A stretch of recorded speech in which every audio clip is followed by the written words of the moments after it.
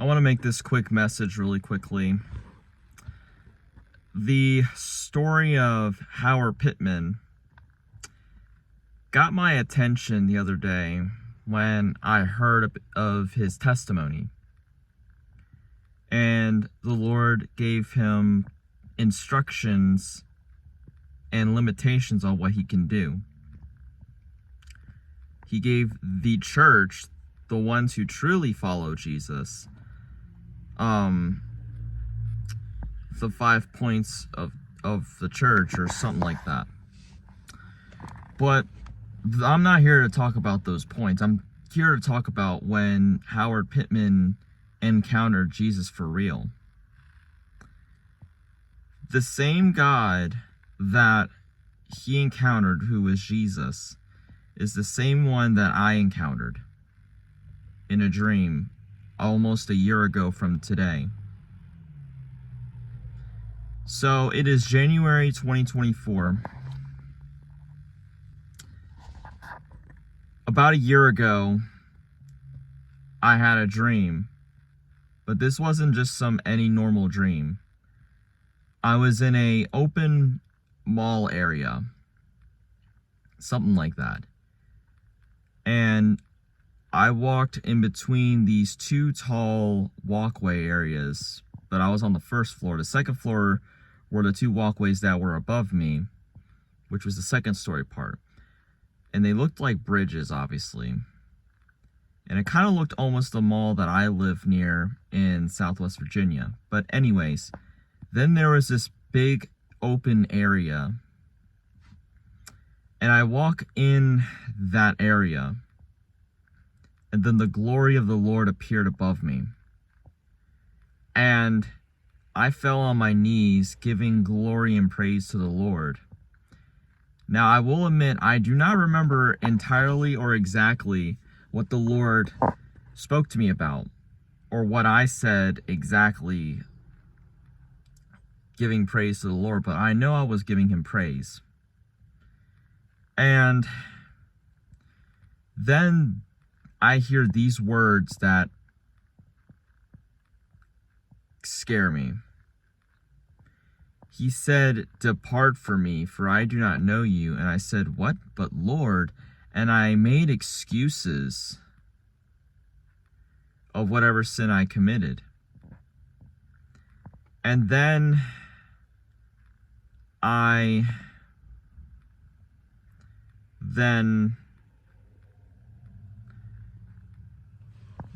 whatever ended up happening, I ended up saying again whatever I said, and the Lord said, "Depart from me, for I never knew you." And I said, "What but Lord?" And I made whatever excuse I made. And then while I'm making an excuse again, he said the third time, "Depart from me, for I do not know you." And then I felt physical tears go down my face. And while I'm on my knees, I said, "Lord, please." And then the Lord told me, "Go and tell others what you have seen." And as I get up, I did not make one single step. And I said, "Lord, if you are willing, allow me to have a wife, but if you want me to go, I will go." And then he told me, "Go." And I ran out of that area, wherever I was at. And then if you ever heard dreams of a dream, or a dream of a dream, I basically woke myself up in a dream of that dream. And then basically I go around and telling people about Jesus revealed himself to me. Jesus revealed himself to me. But then people then begin to say, Jesus didn't reveal himself to you, basically denouncing what ended up happening. So then I actually wake up, and I end up waking up very disturbed and just shocked of what happened. And what ended up happening was I said to myself in my heart, I was like, maybe this was just a dream that I had because my mind's trying to make sense of things. And then I said to myself with my lips, I said, no, I refuse to believe that. And then eventually it took me 2 to 3 days to tell my family members this at my house. And at one point, then family members started to say, or one actually said, Nick, the enemy is playing games with you. I just could not believe what was going on. And then eventually I tell other people, and they themselves did not believe. They just said, Nick, he did not reveal himself to you. And it really bothered me a lot because I knew what happened and it was real. Though it happened in a dream, not outside of my body, but it was what the Lord wanted it to be.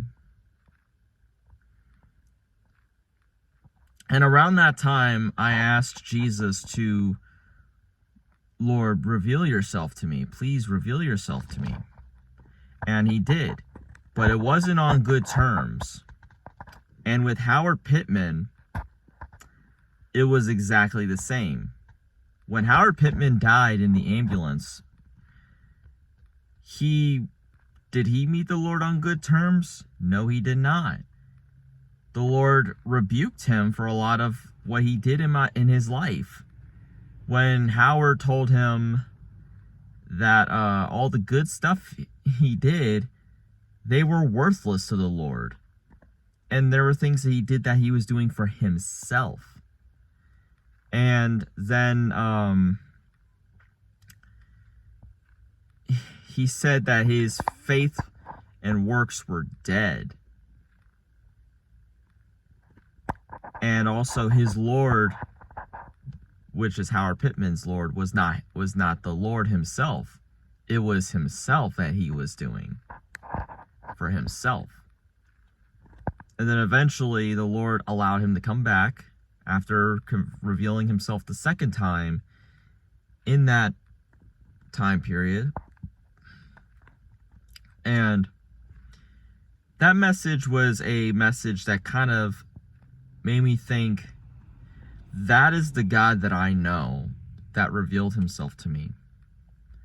Though I wish I can remember explicitly and exactly what the Lord told me, but it's better to tell this testimony of what I know already. And it would be bad if I was a liar. But with this story and testimony, I am not and will not lie. I want to encourage anyone who watches this video or is listening to this video, ask Jesus truly to reveal himself to you, and he will. And know this, he sees your heart. He sees that if you're mocking him with a mocking heart, or sees the tears of true heartbreak, that he will reveal himself to you. But don't expect it to be that he will reveal himself to you on good terms. Most likely, he will come to you on bad terms. He will probably say to you, depart from me, for I don't know you. And what a scary thing that it is to know that he can even say that to you. The very big thing is that many Christians and many people, let's just say many people, just for that matter, many people think they're going to heaven. Even by not knowing Jesus or ignoring Jesus, people think they're still going to heaven. No. If you have sin in your life, you're going to hell. That separates yourself from the living God. And it's worse when you willfully sin. So I want to tell you, turn away from what is turn away from what is evil. Stop the evil practices. Stop the evil jokes. Stop the evil murder, lying, gossip, all this stuff that's separating you from him. And turn back to him. Forgive those that you need to forgive. Make right what you need to make right. So that he will not say to you, depart from me, for I don't know you. But he will say to you, well done, my good and faithful servant, because you followed after me and obeyed me. So, the choice is yours. Will you seek the living God who is unseen with human eyes? Or are you going to go after the fleshly God and idolatrous gods, the materialistic things that will only last for maybe 500 to maybe even a day? May Jesus bless your day and night.